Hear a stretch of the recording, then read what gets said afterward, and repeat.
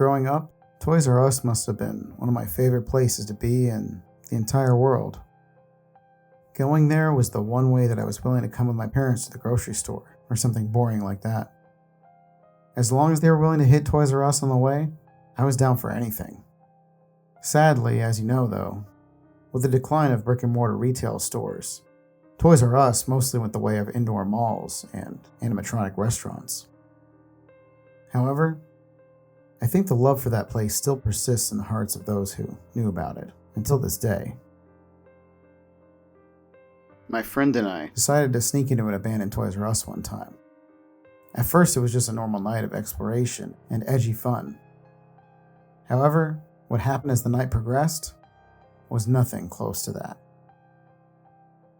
When we got there, all the entrances were pretty much boarded up, so I remember having to go around back and pry open one that was a little bit loose.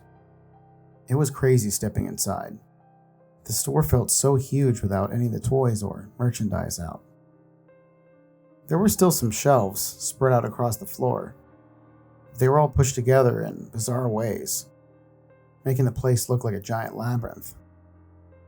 I had this one friend, Kevin, with me, who thought that we were going to be able to find valuable toys that we could sell on eBay or something. But I wasn't so sure about that. The ceiling in there was so high, much taller than I remembered it being when I used to go as a kid, and cables dangled from the rafters like vines in a rainforest. We stepped over this huge Joffrey the Giraffe mural, with its eyes graffitied with red X's. At the top of the mural, it just said the word "vile," with some strange symbols painted around it. Which was kind of funny, I have to admit, but also a little creepy too. I figured some high schoolers had probably found the place before he knew about it, and decided to have a field day with it.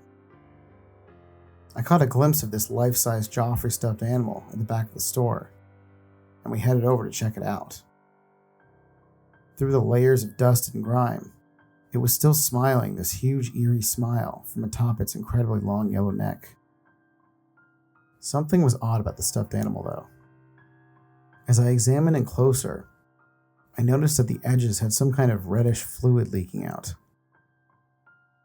I grabbed a piece of paper off the ground and touched some of it, noticing that it almost appeared like blood.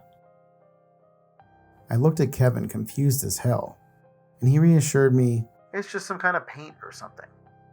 Yeah, I guess it could have been paint, but why was it still wet? At that moment, I heard a weird sound coming from the little office at the back wall of the store. It was like the voice of some vintage electronic toy. "See? I knew there'd be valuable stuff here," Kevin said as he immediately headed towards the back office. He turned the door handle, slowly stepping on and kicking old empty packing boxes out of his way. The door creaked open as he slowly entered the room. I peeked my head in and noticed that there was no trace of the toy that had made the noise, or any others for that matter.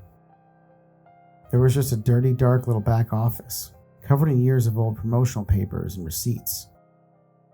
I have to admit, it was almost a little sad seeing what Toys R Us had become, after so many years of entertaining and inspiring children. As I continued to explore the room, I saw above the closet there were more of those symbols painted. "What are those?" Kevin looked up at the symbols without any response. "Probably made by some dumb kids. Like us." I looked to my left and noticed something I hadn't seen before. It was a plastic toy helicopter, with audio buttons on top, dangling from a cluster of phone cables.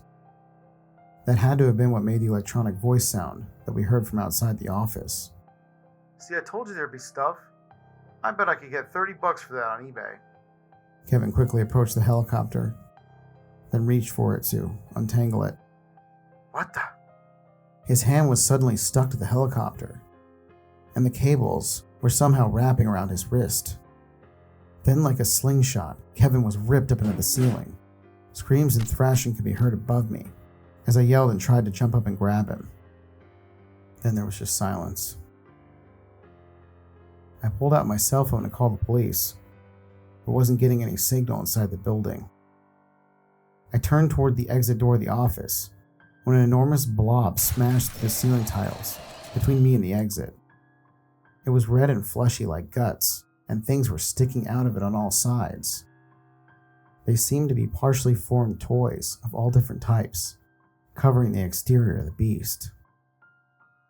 It writhed and slithered until ultimately a toy emerged from its bowels and began to walk towards me.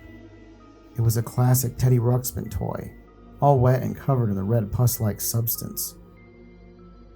I ran for the back wall and grabbed a fire extinguisher, pulling out the hose and aiming it at the teddy.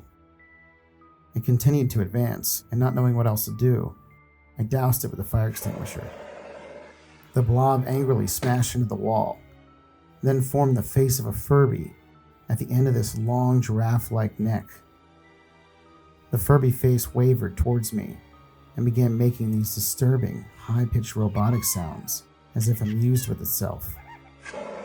I sprayed it and ran to the other corner of the room, causing it to morph into other toys like G.I. Joes and Ninja Turtles, as if testing me to see what kind of toy I would like.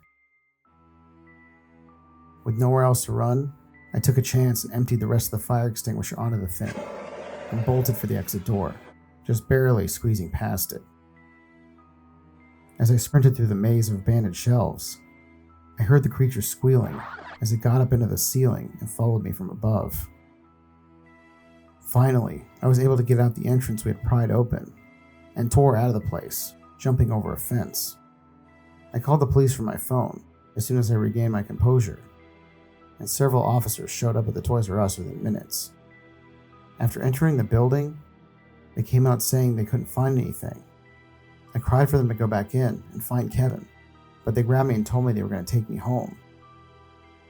Devastated, I sat in the back of the police car, staring at the old toy store as it faded off into the distance. As we arrived at my house, I pleaded with the officers to do another check, to try to find my friend before it was too late. But they wouldn't listen to my requests. One of them opened my door as the other turned back to look at me. "Go back inside. We will let you know if anything turns up," he said in the most insincere cop way possible. As I was getting out, I saw that the back of his head had the red pus-like goop that the creature from inside the Toys R Us was covered in. I paused for a moment and stared at the officer, as the other glared and pointed for me to go into the house. It's been about a month since this incident, and I have no idea how far this thing has spread. I've told everyone I know, including you all, what happened, but mostly to no avail. All I know is that whatever it was, its goals are yet to be determined, and I can only hope people catch on in time, before the toys take over. Hey, it's Mr. Freaky. Hope you enjoyed that original Creepypasta.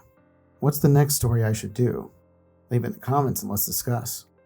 Also, please consider becoming a member of the channel by clicking the join button below or in the description. It would really help a lot.